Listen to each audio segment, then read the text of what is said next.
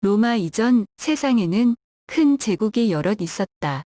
고대 아시리아, 바빌로니아, 메디아 페르시아 그리고 알렉산더의 헬라와 이집트가 그런 나라들이었다. 그런 국제정세 가운데 고국에서는 저 유명한 알렉산더 대왕의 치용사 가운데 하나가 세운 셀류시드 왕국에 수백 년을 저항하다 마침내 독립을 이루어낸 왕국이 있었다.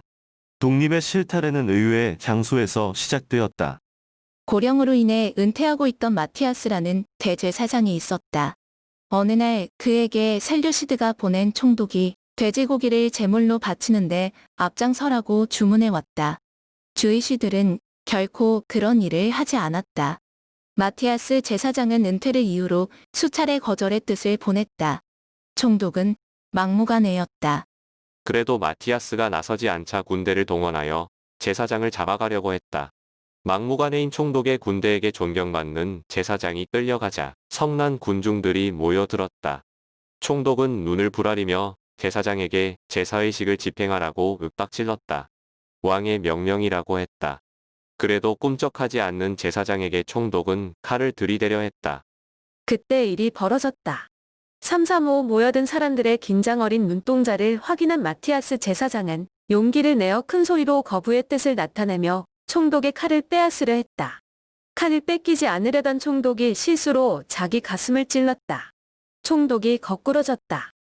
놀란 군대가 서로를 바라보며 어찌할 바를 모르고 있었을 때 군중들이 달려들어 병사들의 무기를 빼앗아 그들을 죽이기 시작했다.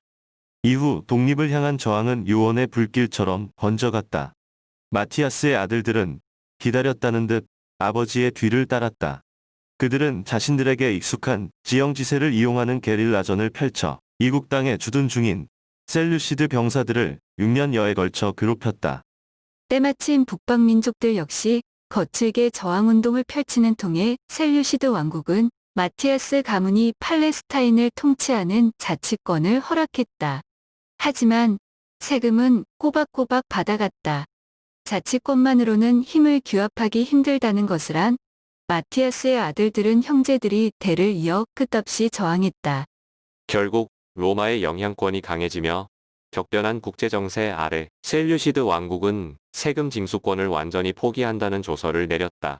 이렇게 완전한 독립국가가 탄생했다. 마티아스 제사장의 아들들은 때를 놓치지 않고 서서히 진행시키고 있던 왕국 체제를 발족시켰다. 팔레스틴에 살던 이들은 이방인이 아닌 자국인들이 세운 나라의 세금을 기꺼이 바쳤다. 이 나라는 하스몬 왕조라 불렸다. 사람들은 하스몬 왕조의 이름과 비슷한 발음을 가진 하시딤을 바리세파들의 조상으로 생각했다. 역사적으로 이들은 마티아스의 손자로 하스몬 왕국의 5번째 왕으로 이름을 올린 알렉산더 얀네우스 왕 때 모진 박해를 받았다.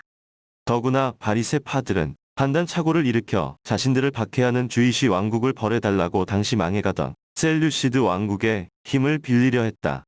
이 계획은 성공했으나 준비되지 못한 리더십이 곧 내분을 일으키고 민심조차 이반되자 혁명에 실패했다. 그 결과 얀네우스가 복귀하고 그는 수천 명이 넘는 바리새파와 가족들의 목숨을 앗아갔다. 어쩌면 사울의 집안은 이때 피난살이를 시작한 바리새파 무리를 먼 이국에서 집으로 영접하고 그들 무리에게서 사상을 전수받았을지 모른다. 바리새파 사상은 심오했다. 당시 국제열강의 틈바구니에서 바리새파는 사회 변혁을 위한 비판 세력으로서 역할을 해냈다. 이후 로마의 말발고 말에서 주이시 역사를 이끌어간 핵심 세력도 바리새파였다.